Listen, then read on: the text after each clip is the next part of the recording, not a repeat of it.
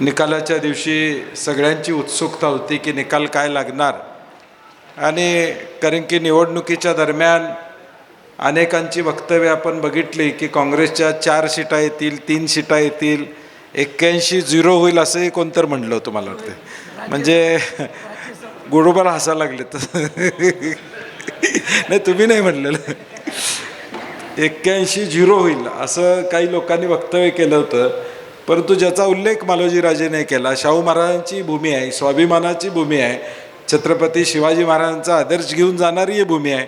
आणि या भूमीनं निश्चितपणे आज काँग्रेसचे 34 आणि शिवसेनेच्या 1 असे 35 नगरसेवक नगरसेविका निवडून देऊन आपल्याला 1 नंबरची पार्टी म्हणून त्या ठिकाणी निवडून देण्याचं काम त्या ठिकाणी केलं.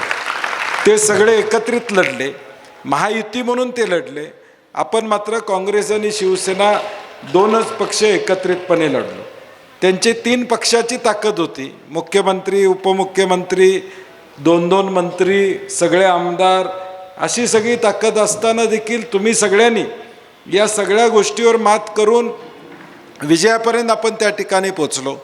आज 20 प्रभागाची निवडणूक होती. कोल्हापूरकरांना 4 मतं द्यायची सवय नव्हती आणि उमेदवारांना सुद्धा 4 मतं मागायची सवय नव्हती. त्यामुळं काही वार्डात फटका बसला एकच मागितल्यामुळं. त्यामुळं त्याचाही नुकसान फायदा हे आपल्याला आता बघायला मिळतं आहे.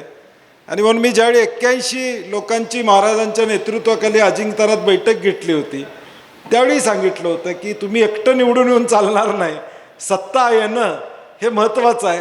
आणि आता कदाचित काही लोकांना ते लक्षात आलं असेल, मी एकटा येऊन चालत नाही, तर माझ्या पॅनलमधली 2-3 यालाच लागतात, तरच हे या ठिकाणी गाठता येतं.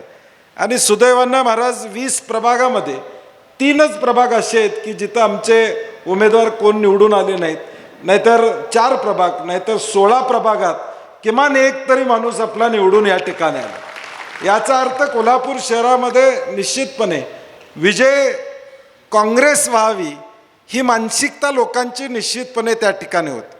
मी काल परवासुद्धा म्हणलं निकाल लागला, मी थोडा ह्याच्यात होतो की आपण बहुमतापर्यंत पोचलो नाही, परंतु तरी देखील लोक अभिनंदन करत होते की लढाई आपण केली. म्हणजे काँग्रेसनं लढाई केली यासाठी अभिनंदनाचे फोन अजूनसुद्धा चालू आहेत. म्हणजे काल अहिल्यानगरवरनं काही लोक आली, सोलापूरवरनं काल मुलं भेटायला आली, फक्त ही लढाई आपण केली म्हणून. परंतु शेवटी या सगळ्या चक्रामध्ये किमान 5 सीटा आपल्याला आल्या असत्या तर आपण सत्तेमध्ये या ठिकाणी पोचू शकलो असतो. त्याची खंत मला निश्चितपणे या ठिकाणी आहे. काही प्रभागामध्ये अजून जरा ताकदीनं आपण तिथल्या लोकांनी थोडा प्रयत्न केला असता तर कदाचित ते यश आलं असतं. परंतु ठीक आहे, आता ज्याचा उल्लेख जयंत असगावकरांनी केला, 95 ते 99 राज्यामध्ये विरोधी पक्षाची सत्ता होती. आणि त्या काळामध्ये जे विरोधी पक्षानं रान उठवलं, म्हणजे त्या काळामध्ये R.R. पाटील साहेब असतील, जयंत पाटील साहेब असतील, दिलीप वळसे पाटील साहेब असतील, ह्या काळात त्या लोकांनी 95 ते 99 त्या काळातल्या सत्तेच्या विरोधात एवढं रान महाराष्ट्रावर उठवलं की 99ला पुन्हा सत्ता ही काँग्रेस राष्ट्रवादीची त्या ठिकाणी महाराष्ट्रामध्ये आली. याचा अर्थ काय की आपली 35 आकडा हा मोठा आहे. तुम्ही सभागृहामध्ये देखील चांगल्या पद्धतीनं भूमिका बजावू शकता. आज आपण शहरातले जे प्रश्न आहेत त्या प्रश्नावर आपण चर्चा त्या ठिकाणी करू शकतो. ही 5 तारखेला जिल्हा परिषदची निवडणूक झाली की तुम्ही 35 जण घेऊन आपण दिवसभर एक वर्कशॉप करायचा आहे. विरोधी पक्ष म्हणून कुठले मुद्दे मांडायचे आहेत, येणाऱ्या बजेटमध्ये मार्चचं बजेट आता होणार आहे, त्या बजेटमध्ये आपली भूमिका काय असली पाहिजे, बजेटमध्ये प्रत्येक सेक्टरला पैसे या ठिकाणी आले पाहिजेत, यासाठी काही लोकांनी घेतलं पाहिजे. आम्ही आता विरोधी पक्षात तिथं काम करतोय मुंबईमध्ये, आम्ही विषय वाटून घेतलेले आहेत. मी कुठल्या विषयावर बोलायचं ठरलेलं आहे, भाई जगतापांनी कुठल्या विषयावर बोलायचं ठरलेलं आहे, अभिजित वंजारेंनी कुठल्या विषयावर बोलायचं ठरलेलं आहे, अनिल परबांनी मुंबईच्या विषयावर बोलायचं ठरलेलं आहे. आमची विरोधी पक्ष म्हणून वाटणी ठरलेलं आहे की हे विषय घेऊन सरकार, कारण की एक विषय घेऊन सगळेजण करू शकत नाहीत. आणि म्हणून ही 5 तारीख होऊ दे, झाल्यानंतर 1 दिवसाचं आपण प्रवीण केसरकरांच्या रिसॉर्टवर जाऊया. हां, ते कधी नाही म्हणतच नाही विचारा. तर दिवसभर आपण तिथं जाऊया. आणि संजय मोहिते काय दुसरं कुठं स्थळ काय हां हां, त्यामुळं मी विनोदाने म्हणत नाही. दिवसभराचं एक मी काही 3-4 वक्ते तुम्हाला आणणार आहे की नेमका बजेटवर. आज पहिलं येणार आहे ते बजेट येणार आहे, दुसरं येणार आहे डीपीचा विषय चालू आहे. त्या डीपीच्या विषयामध्ये काही गोष्टी चुकीच्या या शहरामध्ये घडू नयेत हा प्रयत्न आपल्याला त्या ठिकाणी करावा लागेल. आणि जे एकटे निवडून आलेले आहेत त्यांनी देखील आता त्या वार्डातल्या इतरांची जबाबदारी घेणं, त्या भागातले प्रश्न सोडवणं ही जबाबदारी असणार आहे. ज्या वार्डामध्ये आपले कोणच निवडून आलेले आहेत तिथं 2-2 नगरसेवकांच्यावर मी जबाबदारी देणार आहे की त्या वार्डातली कामं महापालिकेची जबाबदारी तुमच्या दोघांच्यावर असणार आहे. ते मी तयार करून ठेवले. ते तुम्हाला देखील सांगेन की आता 2 नंबरचा प्रभाग आहे, 3 नंबरचा प्रभाग आहे, तिथं आपलं कोणच निवडून त्या ठिकाणी आलेलं नाही. 9 नंबरच्या प्रभागामध्ये राहुल मानेने अगदी ताकदीनं या ठिकाणी लढाई त्या ठिकाणी केली, तिथं आपल्याला दुर्दैवानं यश त्या ठिकाणी आलं नाही. आणि म्हणून असे जे प्रभाग आहेत तिथली जबाबदारी काही लोकांच्यावर आपल्याला त्या ठिकाणी द्यावी लागेल. आणि म्हणून एक व्यवस्थित नियोजन. विरोधी पक्ष आहोत, 35चा आकडा बारका नाही, मोठा आहे आकडा.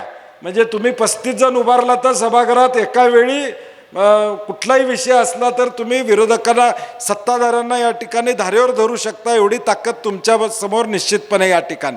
आणि म्हणून थोडं आपण या सगळ्या नियोजनामध्ये उद्याच्या भविष्य काळात या ठिकाणी राहूया.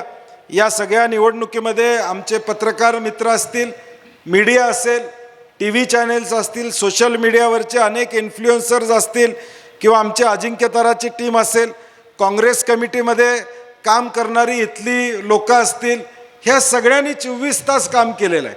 म्हणजे 12-2 तुम्हाला जे क्रिएटिव्ह याचे व्हिडिओज याचे हे 12-1-1 वाजेपर्यंत याचे आपण डिझाईन केले, पॅम्पलेट्स केले, बॅकग्राऊंड प्रचंड होतं. गाणं आपण या महापालिकेमध्ये महाराज केलं. गाण्यासाठी त्या ठिकाणी आपल्याला 8-10 दिवस महादेव नरके आणि त्यांच्या टीमनं त्या ठिकाणी सहकार्य केलं. भरत दैनीने व्हिडिओ चांगल्या अशा अनेकांची नावं मी घेऊ शकतो की ज्यांनी चांगल्या पद्धतीनं बॅकग्राऊंडमध्ये, तुम्ही जसं फील्डवर होता तसं बॅकग्राऊंडमध्ये ॲडव्होकेटची टीम, म्हणजे 4 ॲडव्होकेटची टीम आपल्या अजिंक्यतारामध्ये बसून होती. तुमचे फॉर्म सगळे तपासले ना त्यांनीच? हां, म्हणजे कुणाचा छाननीत उडला नाही. त्यामुळे ॲडव्होकेटची टीम चांगली आपली होती. म्हणजे ही निवडणूक लढवत असताना हजारो हात आपल्या पाठीमागे या ठिकाणी होते, ज्या हाताने आपल्याला खऱ्या अर्थानं मदतीचा हात त्या ठिकाणी दिलेला आहे. आणि म्हणून उद्याच्या भविष्यकाळात आपण लोकांना जो विश्वास दिला, 5 लोक अत्यंत 500 मताच्या आत त्या ठिकाणी पडले.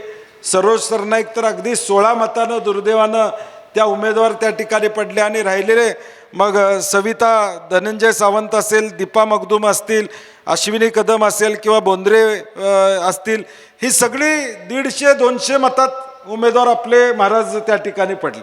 हे जरी आले असते तरी आपण 41वर निश्चितपणे त्या ठिकाणी पोचलो असतो. आणि ठीक आहे, आता झालं, त्यास काय सांगण्यात पॉईंट नाही. आता पुढं कसं जायचं हा विचार आपण येणाऱ्या भविष्यकाळात या ठिकाणी करूया. ताकदीनं आपण सगळे एकसंघपणे या ठिकाणी राहूया एवढीच अपेक्षा व्यक्त करतो. त्याचबरोबर जवळजवळ नोटाला मतदान हे प्रचंड प्रमाणात या ठिकाणी झालेलं आहे आणि त्याचाही विचार आपल्याला करावा लागेल. म्हणजे महापालिकेच्या या निवडणुकीमध्ये 4 EVMचे मिळून जवळजवळ 2.25 लाख मतं नोटाला आहेत. म्हणजे 4 EVMचे मिळून, म्हणजे 4 गटचे मिळून, म्हणजे तो आकडा सिंगलमध्ये वेगळा आहे.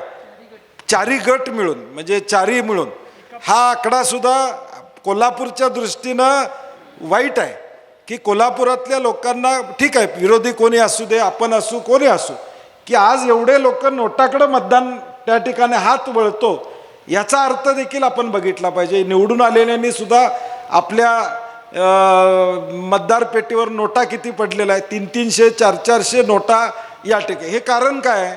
लोकशाहीवरचा लोकांचा विश्वास उडाला आहे का?